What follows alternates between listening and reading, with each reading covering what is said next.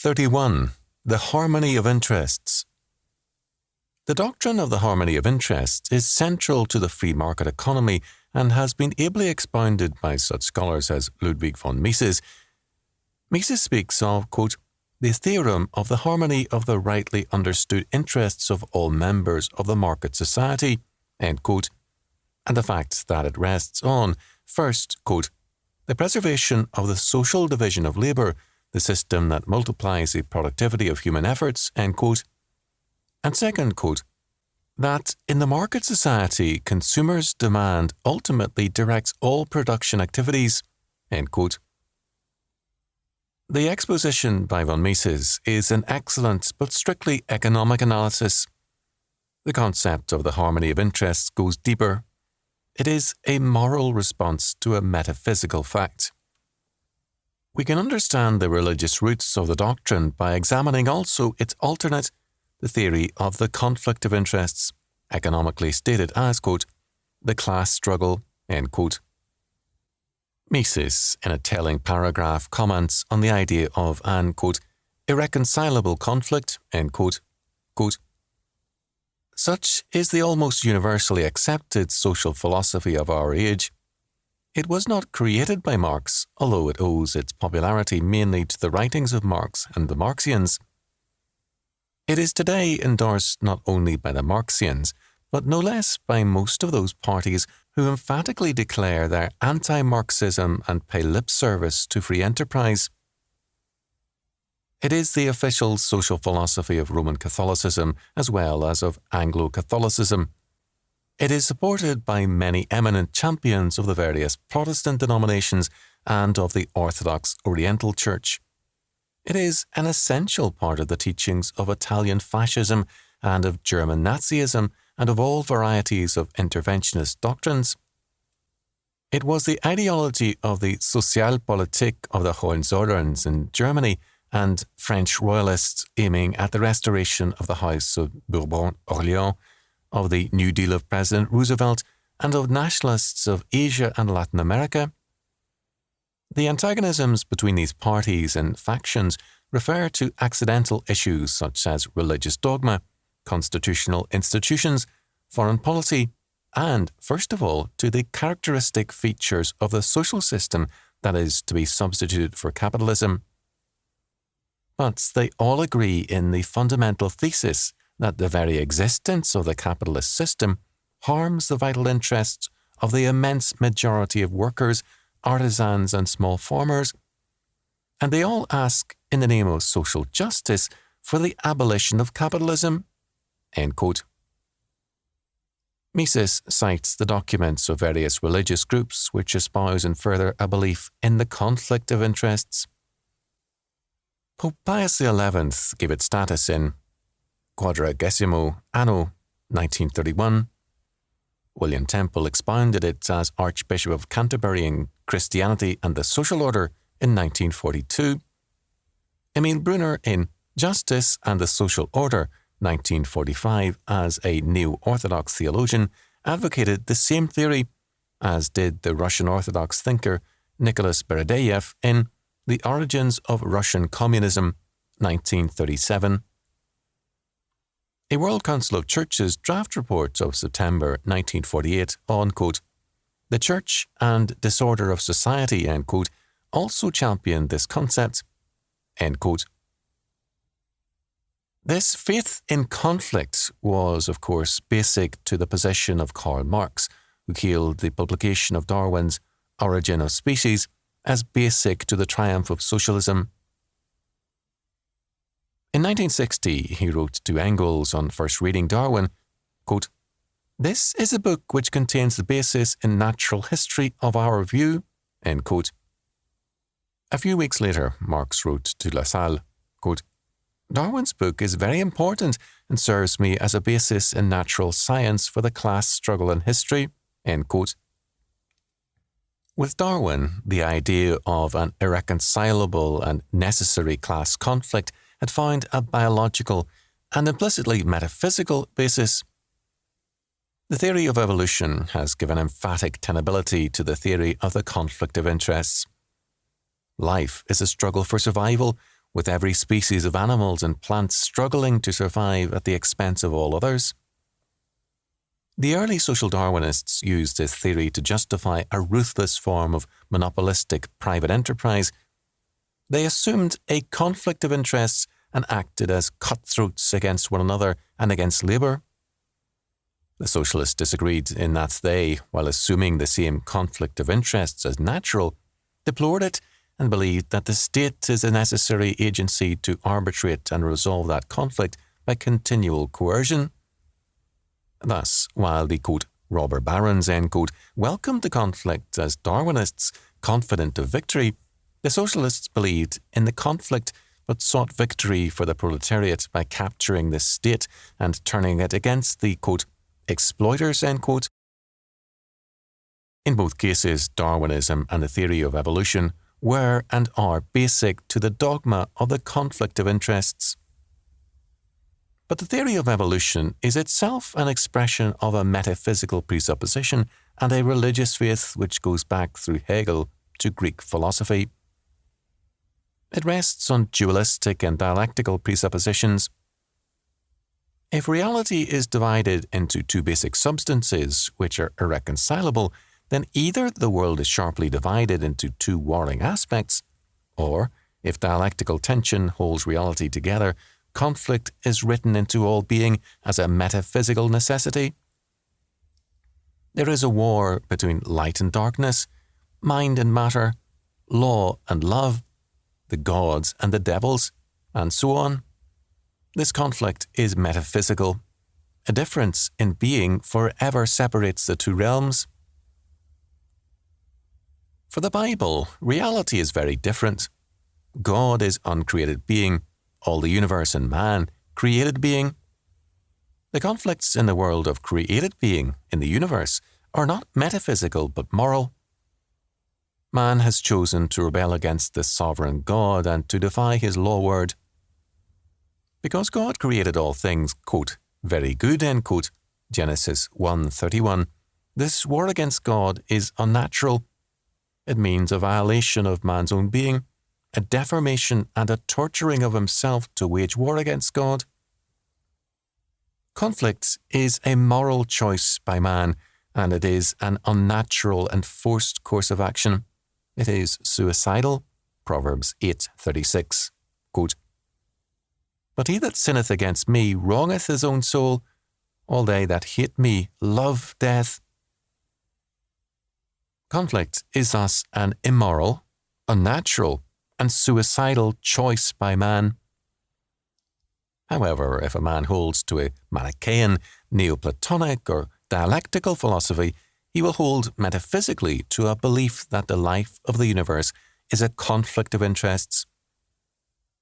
Western philosophy and religion have been largely dominated by a belief in dialecticism. The Greek dialectic of form or ideas versus matter gave way to the scholastic nature versus grace dialectic, an adaptation of Aristotle.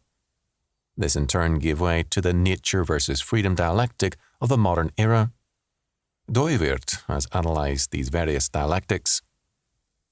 His followers, unfortunately, follow too commonly the conflict of interests theory because of the implicit dialecticism of their position. Their doctrine of common grace leads them back from a Thomistic form of natural law and a restatement of the Thomistic dialectic. The doctrine of the conflict of interests manifests itself in every area of life, so that its implications are more than economic. One example of this theory is the idea of the war between the sexes. Supposedly, men and women have goals and natures which put them in conflict with one another, so that the best one can hope for is an armed truce. An almost Manichaean hostility to the other sex guides and motivates men and women. The other sex is seen as the source of irrationality, corruption, and sin. In the Arabian Nights, as in other Muslim writings, women appear clearly as the source of evil and as the corrupters of men in society. Feminist writings, however, are prone to making this same conclusion about men. Where such attitudes prevail, a normal relationship between men and women is impossible. On principle, war is waged, or at the least, suspicion prevails. Men and women work to take advantage of each other on the premise that, if they do not, they will become themselves the victims.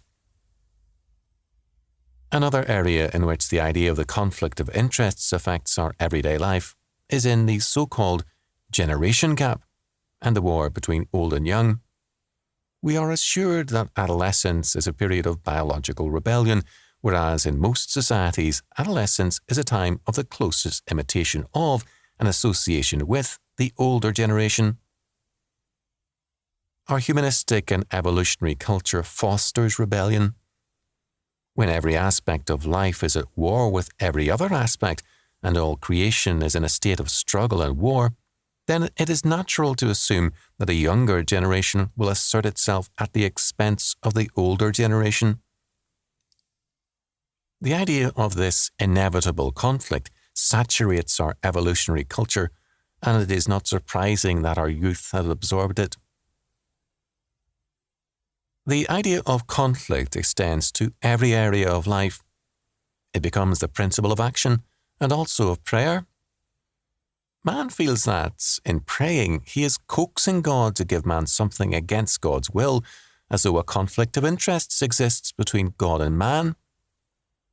However, the more a man grows in faith and obedience, the greater will his harmony of interests with God become, so that prayer is increasingly the communication of a harmony of interests rather than an argument between two wills in conflict.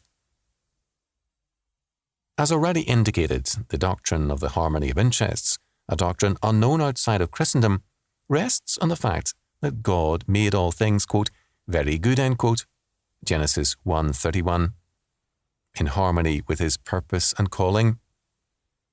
The fall of man was a declaration of war against God by man and an assertion that conflict between God and man is inescapable because of God's jealousy, Genesis 3:1-5, and necessary for man to prosper. The thesis of Satan was that God is jealously hostile to man and is lying to man. God is man's oppressor and deceiver, according to Satan. Yea, hath God said, Genesis 3:1. God is a liar, Genesis 3:4, trying to prevent man from realizing his own potential divinity, Genesis 3:5. The way to success and blessings for man is by conflict with God, by a defiance of God's will. This was the satanic thesis, the conflict of interests. After the floods, the covenant of God with Noah, quote, and with your seed after you, and with every living creature that is with you, of the fowl, of the cattle, and of every beast of the earth with you, for all that go out of the ark to every beast of the earth, end quote, was, quote, an everlasting covenant, end quote, Genesis 9 and 10, 16. It includes every man born since then, and every living creature, as well as, quote, the earth, end quote, itself, Genesis 9:13. The rainbow was given as a sign of the covenant, a most remarkable fact. There is no evidence of rain prior to the floods, but rather a dew, Genesis 2:5 and 6, in semi-tropical conditions from pole to pole. No doubt, for many generations, as long as the memory of the flood was fresh, every raindrop which fell was a fresh reminder of the horror of the flood and of God's war against man in his sin. Now the rain led to a fresh reminder of God's covenant of peace, Genesis 9:13-17.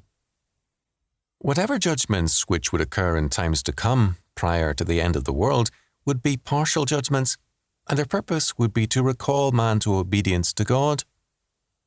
The flood and the rainbow would be reminders that the only tenable kind of life is in harmony with God, and man's calling is a harmony of interests with God. A covenant is a contract, and a failure to abide by its terms, Genesis 9:1-7, was and is punishable by judgment, capital punishment for murder. The heart of the covenant, however, is the fact that it declares that man's way to life and prosperity, as well as the welfare and advance of all animal life, rests on harmony with God. The nature of creation is such that man flourishes and abounds under God when he walks in harmony with God and his covenant law. The purpose of that law is not to frustrate man nor to introduce trouble into the world, but to bless and prosper man. The universe is God's law order. Man's prosperous and successful functioning therein requires that man's interests be in harmony with God and his law. Man, as he faces the universe, responds to it in terms of an ethical presupposition. If he believes that God or an evolving universe is trying to frustrate man in man's legitimate development, and if he believes that reality is basically hostile to man, then his response to the world will be in terms of a belief in the conflict of interests. His morality will be one of egoism and a dog-eat-dog philosophy. He will assume that the gains anyone makes will be at the expense of someone else.